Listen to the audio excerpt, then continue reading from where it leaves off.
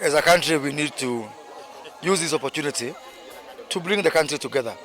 If there's one way we can respect late President Moi, is to unite. As you all recall that his motto was about to bring people together. And this could not have come at a better time like this one when we are trying to look for a path for uniting this country. Biblia inatufunza ndio constitutions yetu ile kubwa. Wacha hii katiba yetu tunatengeneza hapa.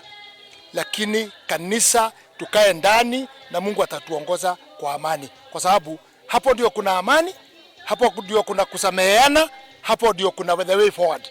Kwa hivyo tukae hapo tukikumbuka sisi wote wale tulikuwa hapo na tukajifunza kutoka kwa Moi. Lakini the main thing here is about uniting the country.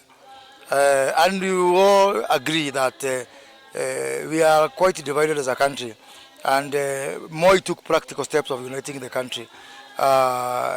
We hope that even within the BBI process, we can be able to take practical and honest means of uniting this country like Moi did.